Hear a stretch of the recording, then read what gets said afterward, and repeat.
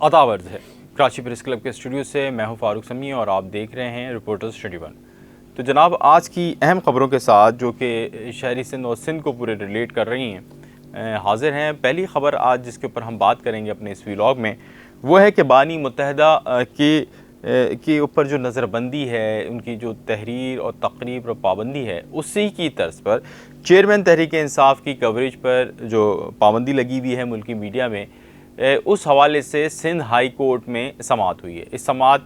का अहवाल भी आपको बताएंगे और ये समाअत इसलिए इम्पॉर्टेंट है कि इसका जो भी नतीजा होगा वो बानी मुत्तहदा के केस पर भी असरअंदाज होगा।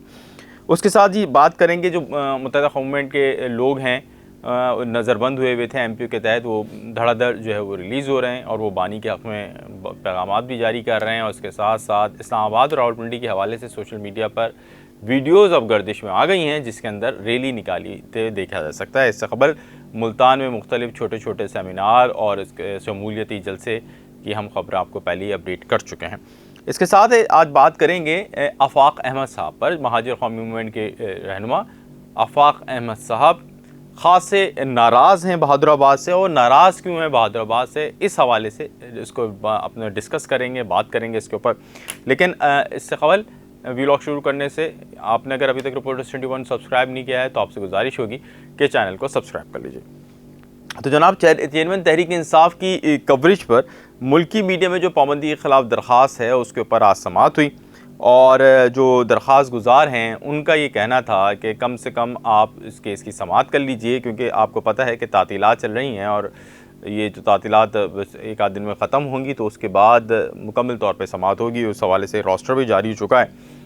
तो आज अदालत के अंदर समाअत हुई और समाअत के दौरान जो बैरिस्टर अली ताहिर हैं उन्होंने खड़े हुए और उनका कहना था कि जो तकरीर और तस्वीर पर पाबंदी है वो आइन पाकिस्तान की खिलाफ वर्जी है। उनका ये भी कहना था कि आइन के आर्टिकल 19 और 19A के तहत जो है वो उसकी खिलाफ वर्जी हो रही है। और ये उनके जो मौक्किल हैं खान साहब, जिनके नाम लेने पे भी पाबंदी है एक तरह से और तस्वीर भी चलाने पे पाबंदी है, तो उनके जो मौक्किल हैं या उनके जो जिनके वो वकालत कर रहे हैं वो जो साहब हैं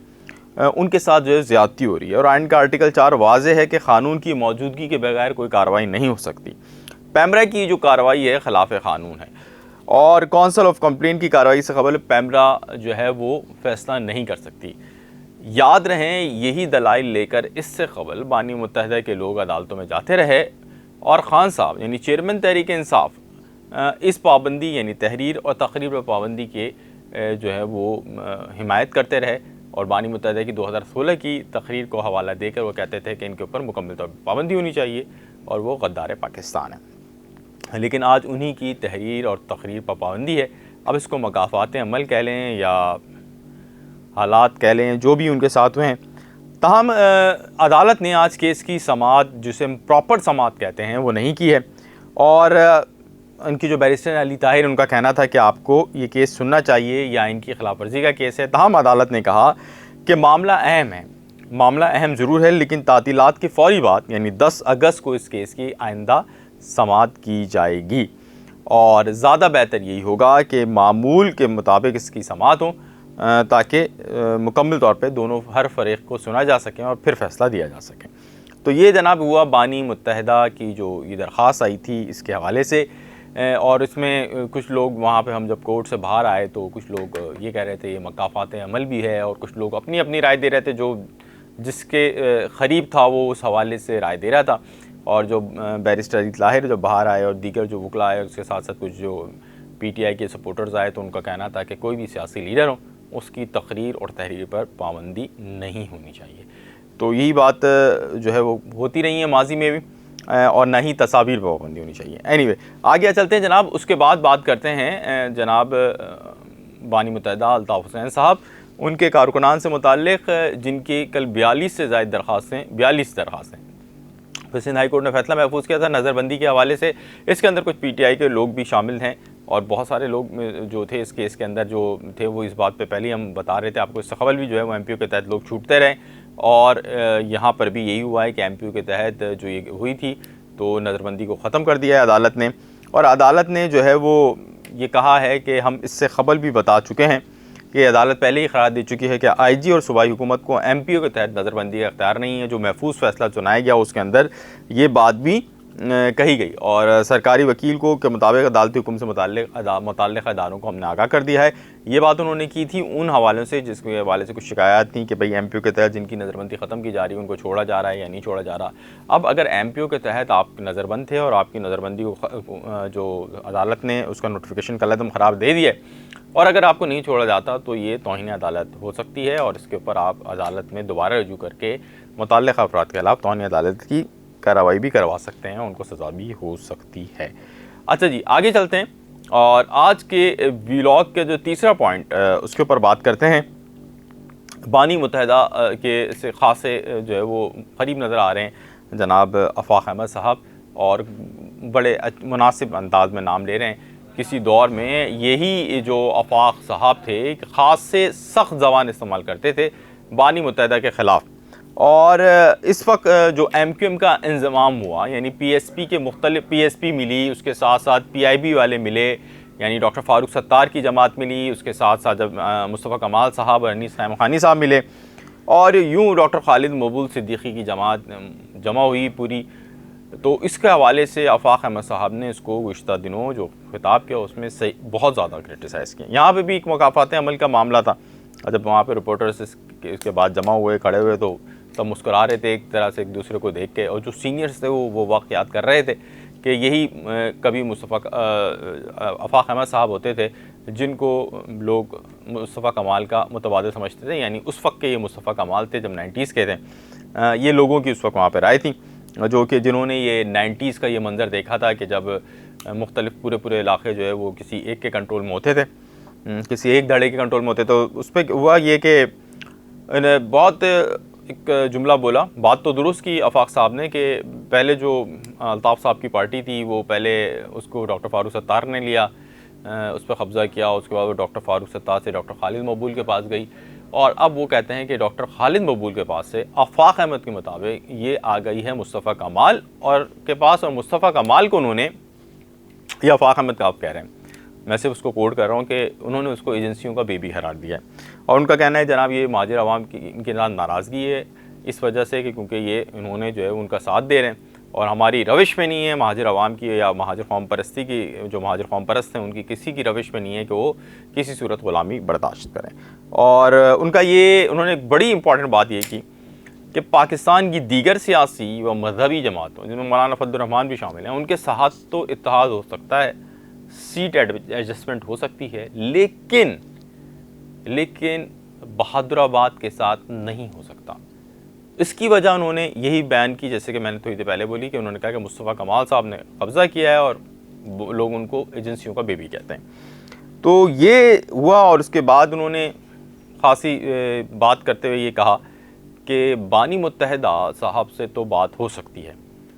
गो कि उनका भी रियासत के साथ मैटर चल रहा है और उसके साथ बात हो सकती है, लेकिन उनके साथ बात नहीं हो सकती जो कि बहादुराबाद वाले हैं। अच्छा, अब मैं बात करता हूँ कि जो मैंने बताया कि जो आफाक अहमद बहादुराबाद से नाराज़ हैं ये तो पता चल गया है। इसकी एक बड़ी वजह यह है कि जिस वक्त बानी मुत्तहिदा पे बुरा वक्त शुरू हुआ और ये पूरा 2016 का सानिया हुआ तो उस वक्त ये तसव्वुर किया जा रहा था कि जब मुत्तहिदा कौम मूवमेंट ये वाली पूरी ख़त्म हो जाएगी तो महाजिर कौम परस्ती की सियासत के अंदर अगर किसी को मैंडेट ये वाला दोबारा से जाएगा तो क्योंकि एक जाइंट के तौर पे किसी न किसी तौर पर वो खड़े रहे आफाक अहमद साहब, तो ये सारा वोट बैंक और सारी चीज़ें शायद थोड़ा बहुत उनको चले जाता या बहुत ज़्यादा उनके पास चले जाता, लेकिन ऐसा नहीं हुआ। और जो वोट बैंक अल्ताफ़ साहब के साथ या बानी मुत्तहिदा के साथ जुड़ा रहा, जो कारकुन के साथ जुड़े रहे, लेकिन अगर थोड़े बहुत बचे तो वो या तो खामोश होकर बैठ गए या फिर वो उन्होंने MQM बहादुराबाद को ज्वाइन किया, या जिनकी नौकरियां थीं या जिनके मसाइल थे उन्होंने बहादुराबाद को ज्वाइन कर लिया या उन्होंने PSP ज्वाइन कर ली और वो आफाक साहब के पास नहीं है। इसका जो पार्टी के आफाक अहमद साहब का तो नहीं कह सकता मैं, लेकिन पार्टी के जितने भी लोगों से मुलाकात हुई उन्होंने इसका बरमला मलाल किया कि ये पार्टी जो है या जो कराची शहर है वो हाफिज़ नईम रहमान के पीछे जा रहा है या इधर उधर तो ज़रूर जा रहा है, लेकिन ये शहर आफाक अहमद जो महाजिर कौम परस्ती की इतने अरसे से सियासत कर रहा है उसके पीछे आगे नहीं खड़ा हो रहा और ये उनके मुताबिक ये महाजिर जो लोग हैं ये गलत कर रहे हैं या कि महाजिर कौम जो है वो गलत कर रही है।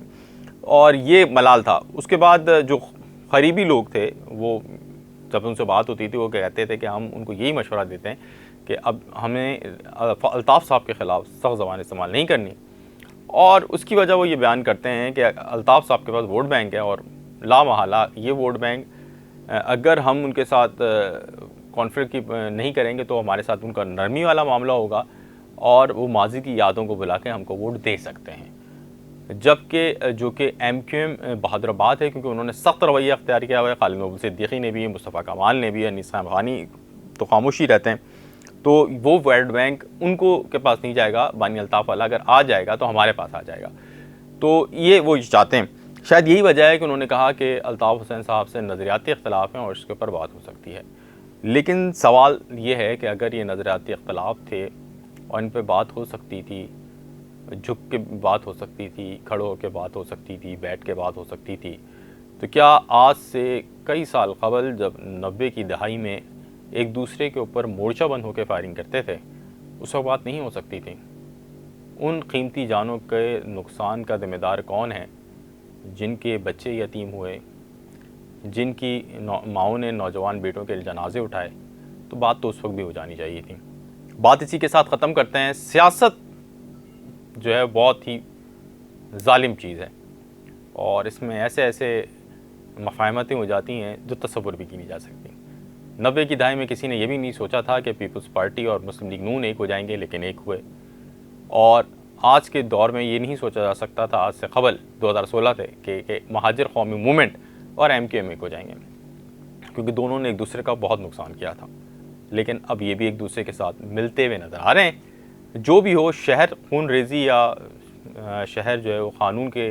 ख़िलाफ़ चलने वालों को सपोर्ट नहीं कर सकेगा। लिहाजा आइन और क़ानून के दायरे में रहते हुए अगर कोई मफाहमत हो, कोई बैठे हैं साथ हों, पुरानी गलतियाँ भुलाकर एक नए सफ़र का आगाज़ करें तो ये भी अच्छी बात होगी। अपने फीडबैक से ज़रूर आगाह कीजिएगा। आपका बहुत शुक्रिया। और अगर अभी तक आपने रिपोर्टर्स 21 सब्सक्राइब नहीं किया है तो गुजारिश होगी सब्सक्राइब कर लीजिए। आदाब अर्ज़।